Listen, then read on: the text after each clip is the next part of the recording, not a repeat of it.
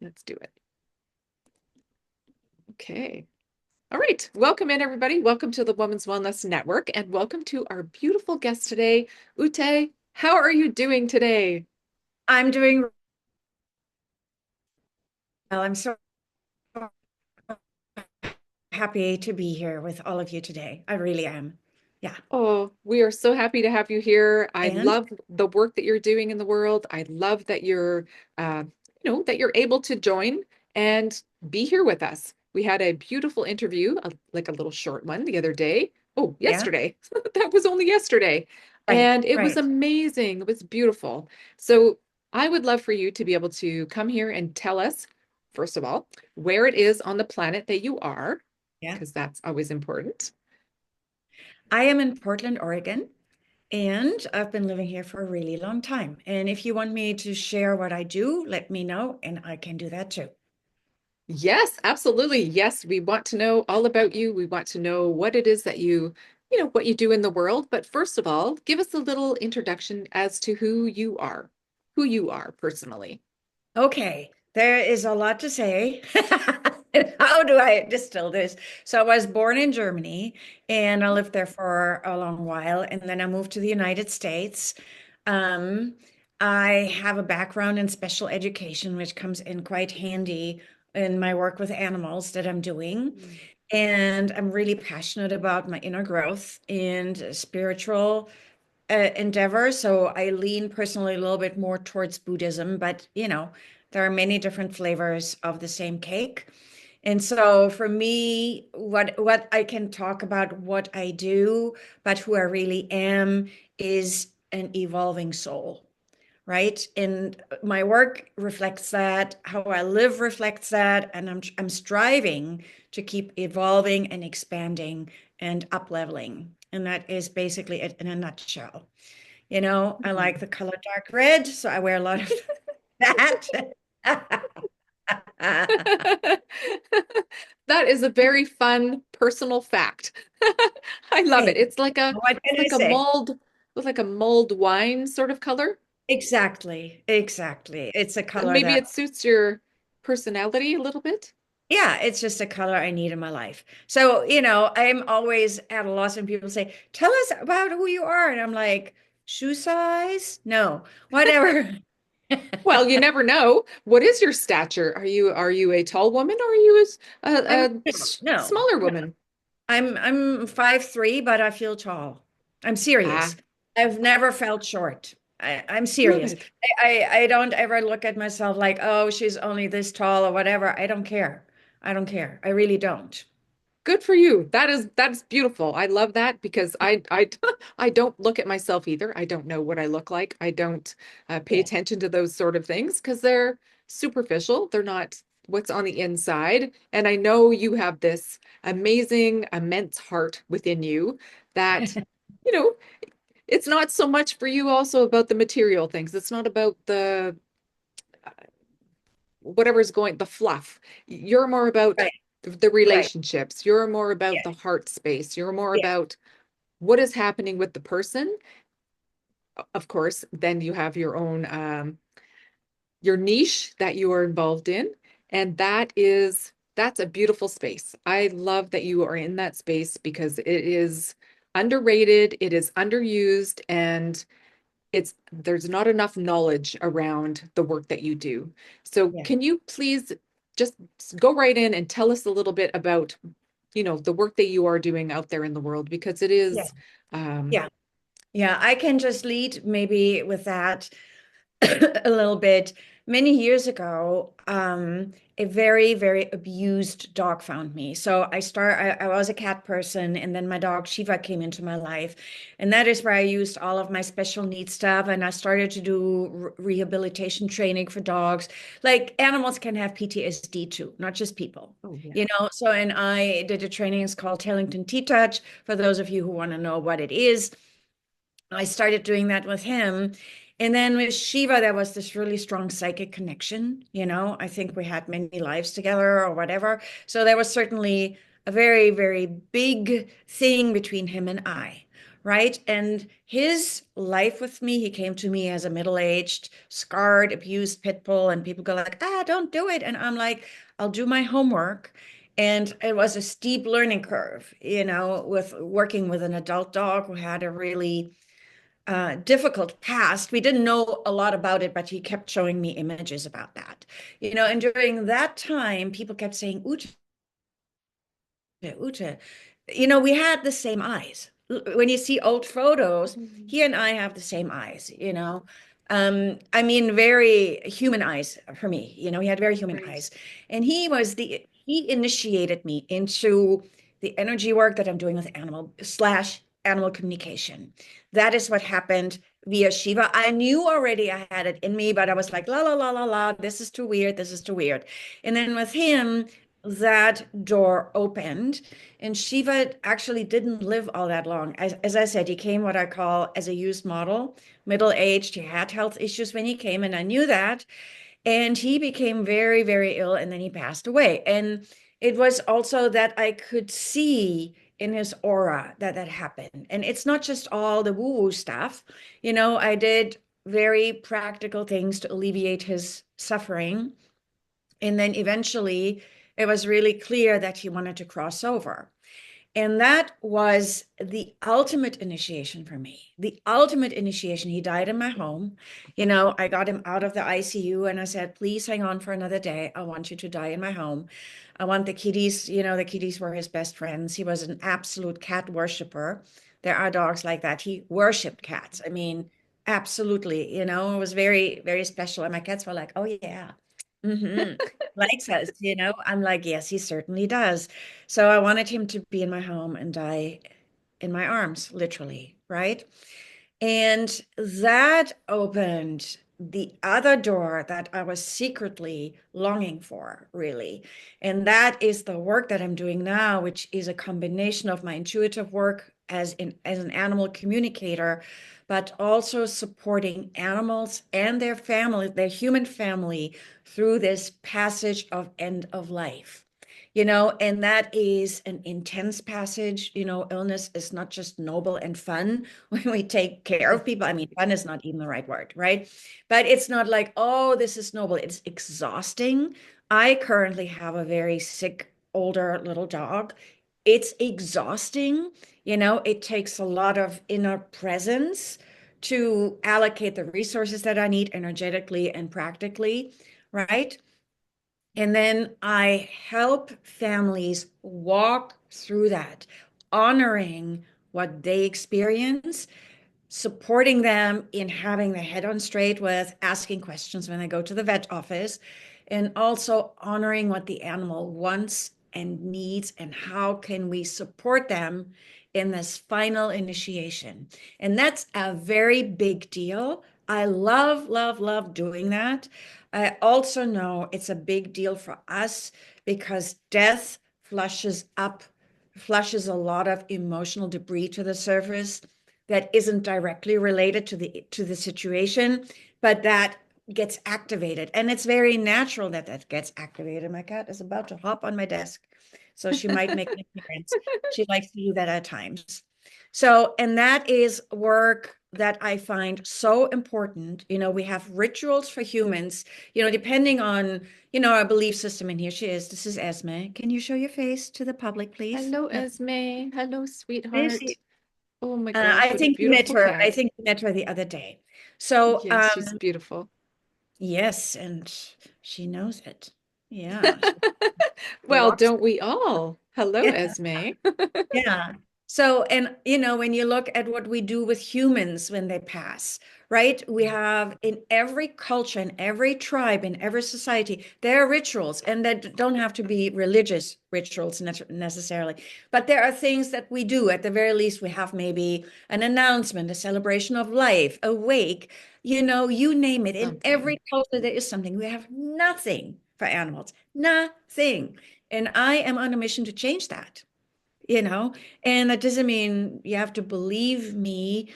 I want to empower people to design their own rituals and to do the work that they need to work to do to be as present as they can be. Easier said than done. Easier said than done. Um, Right.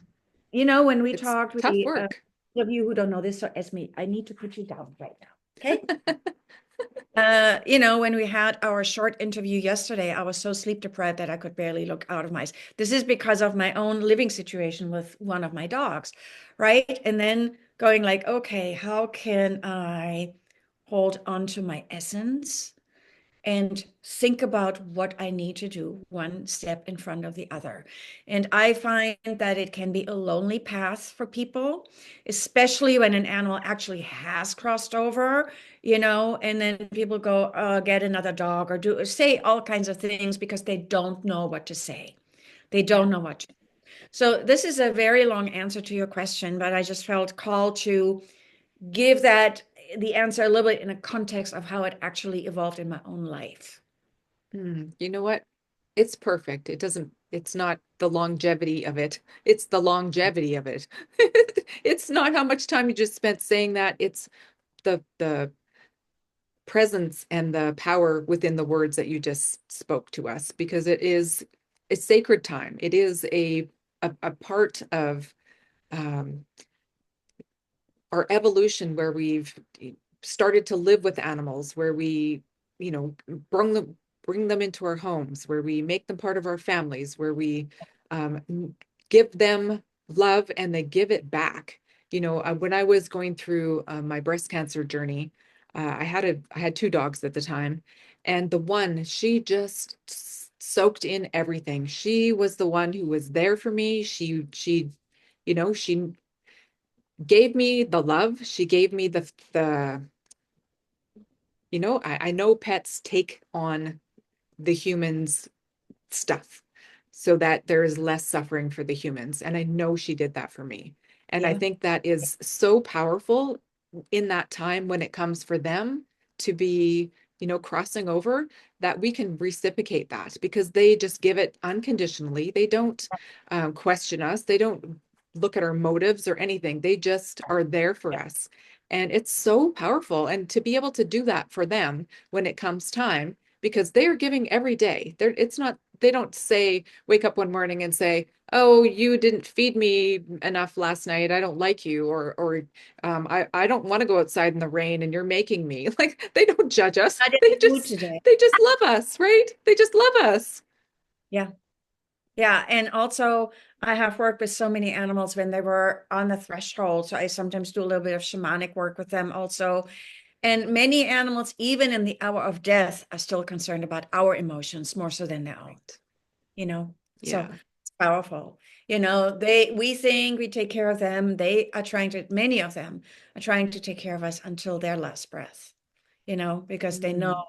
that we are taught to say it's okay. And when I work with clients, I say, is it, are you really honest? They know when you're lying. It doesn't mean you throw your stuff on them and like, take Mm. care of me, Fluffy, I know you're dying, but they know when we're lying. They can feel it. They can feel our grief. They can feel our sadness. Sorry, I got a little thing here. So yeah, Maybe it's a little cat hair. I think so. Actually, I think so. It was Esme's. Yeah, Well, yeah, and that's another beautiful aspect of having pets in your life.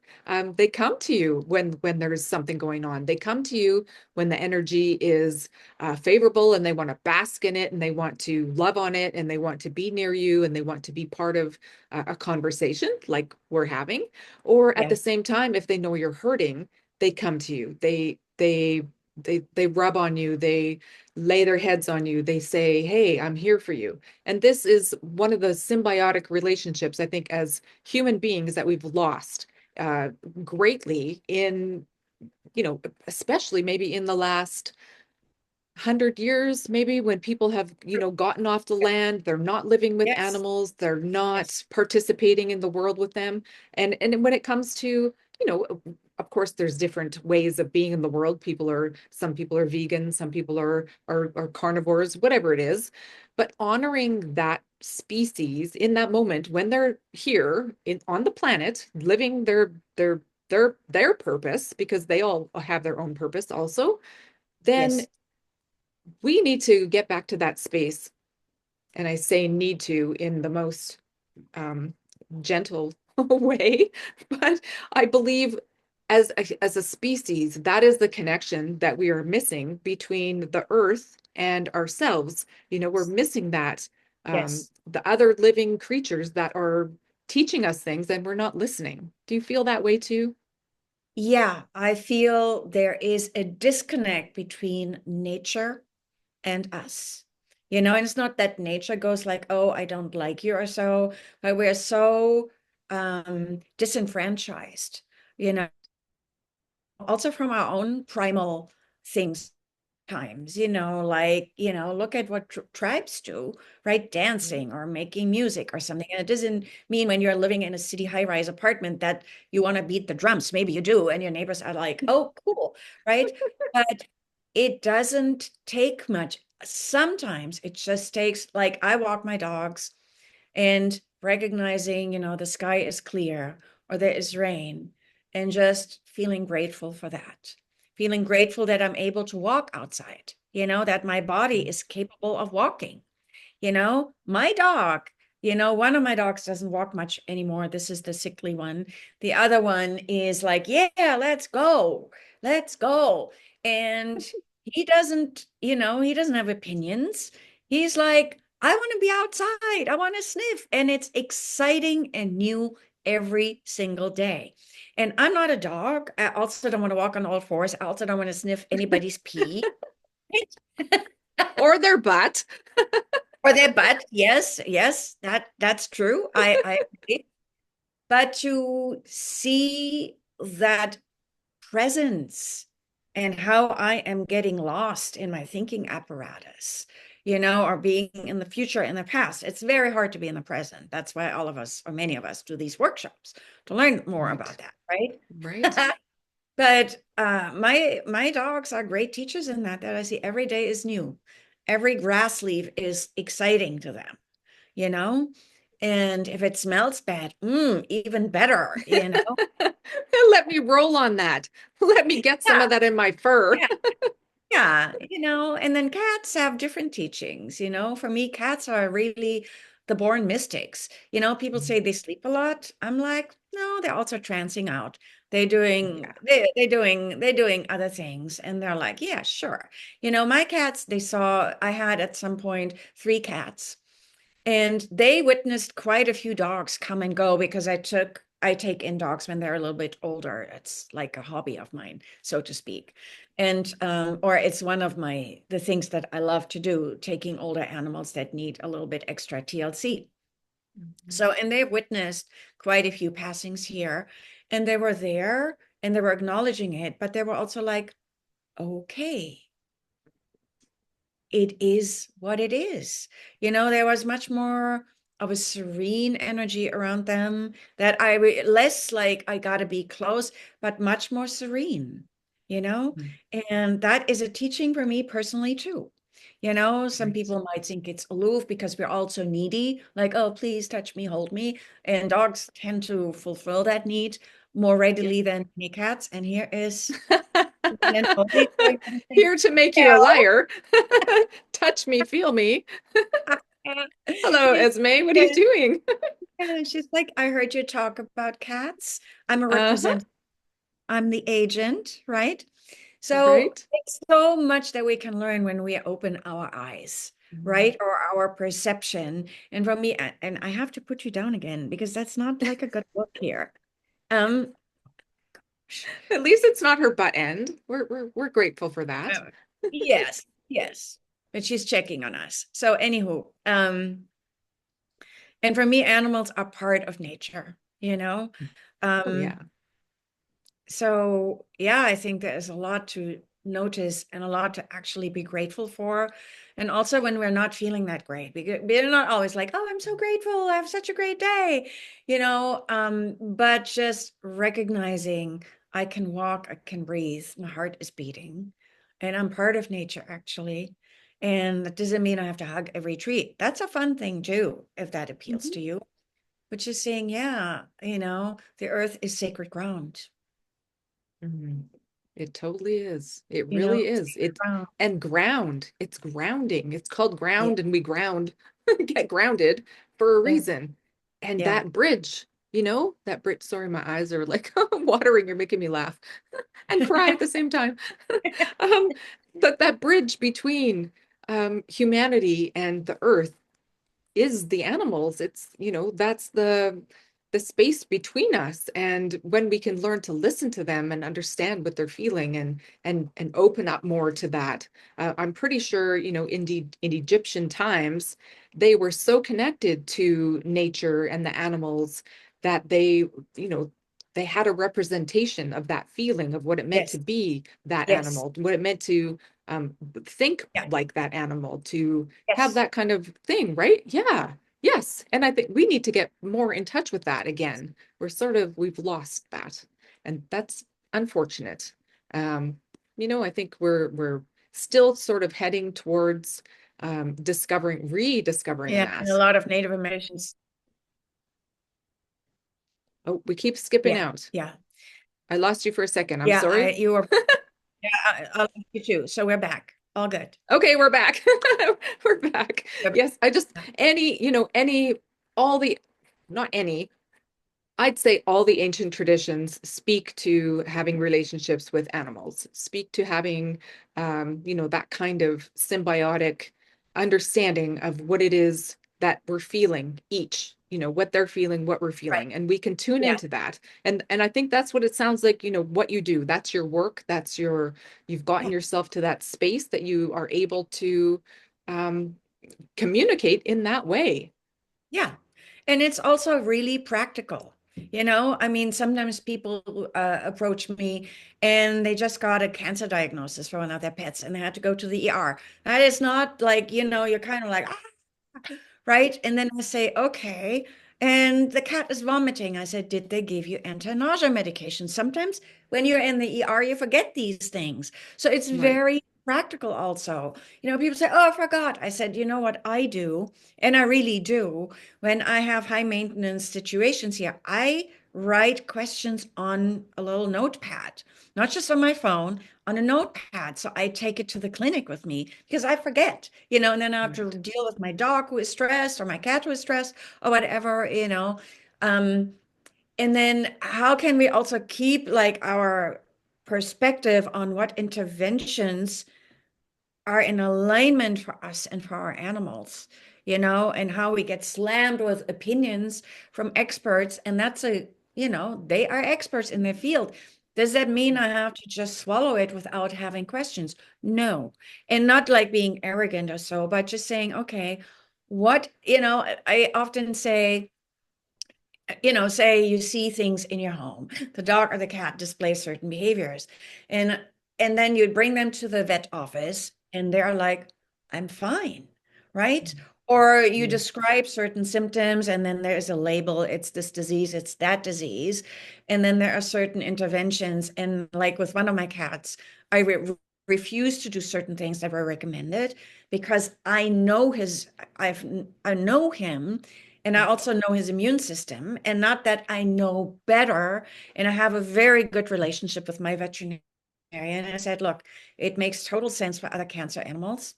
For him, I'm not going to do the really intense treatments because he almost crashed on me when he was a baby. I'm not going to do that. And and she understood because I'm not like saying I know and you don't. I'm just saying, look, I live with him. I Mhm. know how he responds to certain things, and I'm extra careful. With the other cat, I could just do like the big guns, right? And he was like, okay, cool, fine. We can do that. With one of them, I didn't, and it was right. And that is another thing when I work with people, I say, trust your gut. Don't trust your fear. Trust your gut. You live with them and you see them every day. Your vet doesn't. And you want to have a lot of input if that helps you, but trust your instincts and trust your gut. And that is sometimes hard when we're in the worry stage. Sure. And then I say, talk to other people. We are here on Facebook. There are fantastic Facebook forums for certain illnesses. If anybody who Right. hears Oh, yeah. was like, oh, I'm going through this, I'm in these huge forums where I just gather information, and then I say, oh, yeah, I knew about that. And then I talk some of the things over with my vet, and Right. so it's very practical also, and Yeah. some people get totally lost in their emotion. Others get totally lost in we're just doing the things that we need to do. And I'm like, okay, can we be in a balance here? And Mhm. balance for you might be look very different than it looks for me. We Right. all have our own signature about that. Yeah, it's so true, especially when you're in the midst of chaos and a challenging Yeah. situation. Yeah, yeah, things, how we were brought up, how our exposure to different experiences, how we can react. Yeah. Is it the first pet that's leaving us? There's so many factors. Of course there Yeah. are. And yeah, it's a it's a brand new, it's not. It's ancient knowledge, it's ancient ways, but it's coming back into our awareness, and it's coming back into the knowledge that, we can learn so much from our pets. And I think most pet people know that they have a relationship with their pets, and the things that we don't know yet, we've been maybe not wanting to look at, especially around the cycle of death. Um, it's really awesome. And, what is that? Not secure, but it's one of those things that makes me feel a little more confident. It makes me feel a little more safe that there are Yeah. people as yourself that can Mhm. help, others through that situation.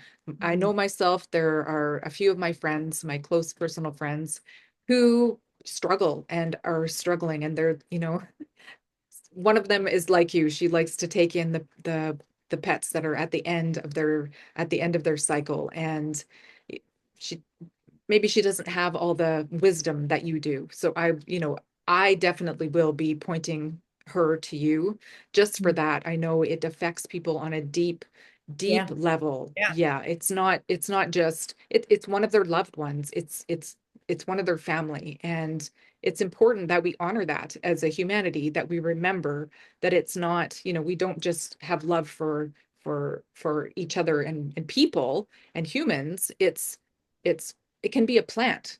It can be a way of life. It can be a pet. Everything that we grieve, anything that has to do with loss, matters, and we need to remember that. And Yeah. I want to thank you, Ute, for so much for coming and sharing your wisdom with us, sharing your heart with us, sharing about your own situation that you have going on with yourself at the moment, in real time. Mhm. And that's important, and I appreciate that you still show up. You still are in, you want to share all that knowledge with other people, in the midst of your own kind of chaotic situation. So thank you so much. Is there anything else you would like to say to us before we sign off today? I want to say, first of all, thank you for having me, and I mean that. And for those of you who are listening, I want you to really trust that the relationship is never over. The body has an expiration date.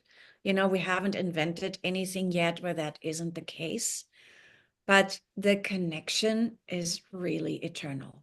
It really is. And that doesn't mean we don't grieve.